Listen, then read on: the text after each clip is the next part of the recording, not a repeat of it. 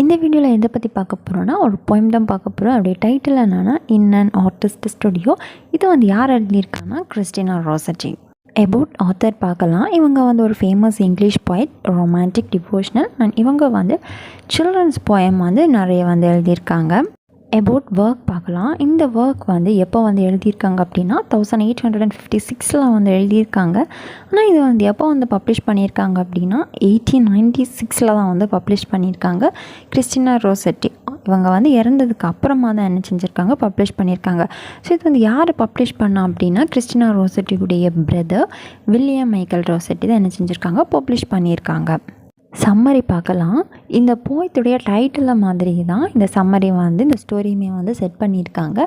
So ஒரு ஆர்டிஸ்டுடைய ஸ்டுடியோவில் வந்து நடக்கிறது மாதிரி தான் இந்த சம்மரியை வந்து காமிச்சிருக்கிறாங்க. ஸோ டீட்டெயில்டாக வந்து இதில் வந்து பார்க்கலாம். ஸ்பீக்கர் வந்து ஒரு ஆர்டிஸ்டுடைய ஸ்டுடியோவுக்கு வந்து போகிறாங்க. அது வந்து ஒரு பெயிண்டிங் ஆர்டிஸ்டுடைய ஸ்டுடியோ. ஸோ அங்கே வந்து நிறைய போர்ட்ரேட் எல்லாமே வந்து வச்சுருக்குறாங்க, நிறைய பிக்சர்ஸ் வந்து வச்சுருக்காங்க. அந்த எல்லா பிக்சருமே வந்து ஒரே ஒரு லேடியை தான் ஃபோக்கஸ் பண்ணி வந்து அந்த போர்ட்ரேட் எல்லாமே வந்து வரைஞ்சிருக்காங்க. ஒரு லேடி, பட் அதில் வந்து நிறைய டிஃப்ரெண்ட் போசஸ் வந்து கொடுக்குறது மாதிரி வந்து என்ன செஞ்சுருக்காங்க, அந்த பிக்சர்ஸ் எல்லாமே வந்து வரைஞ்சிருக்கிறாங்க. எல்லா போர்ட்ரேட்லேயும் வந்து காமனாக இருக்கிறது வந்து என்னென்னா அந்த லேடியுடைய பியூட்டி. ஆனால் ப்ரெசண்ட்டாக அந்த லேடி வந்து இப்போ வந்து ஹாப்பியாக இல்லையாமா.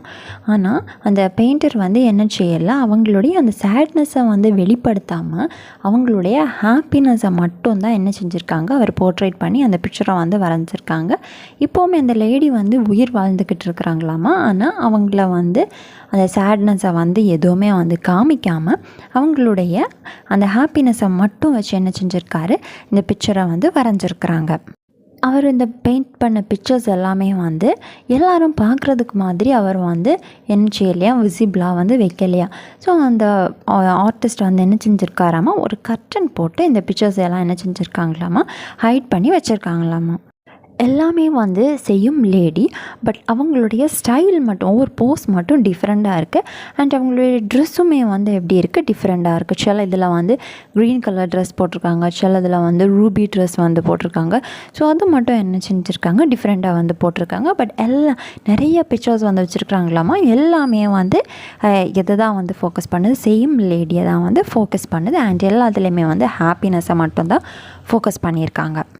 இந்த ஆர்டிஸ்ட் வந்து அந்த போர்ட்ரேட்டை வந்து பார்க்குறாரு. ஸோ எந்த ஃபீல்டில் வந்து பார்க்குறாரு அப்படின்னா ஒரு லவ் ஃபீல்டில் வந்து பார்க்குறாராமா. ஸோ அதே மாதிரி அவருக்கு வந்து ஜென்ட்லி ஒரு ஃபீல் வந்து என்ன செய்யுது, அந்த போர்ட்ரேட்லேருந்து திரும்ப கிடைக்குது அப்படின்னு வந்து மென்ஷன் பண்ணியிருக்காங்க.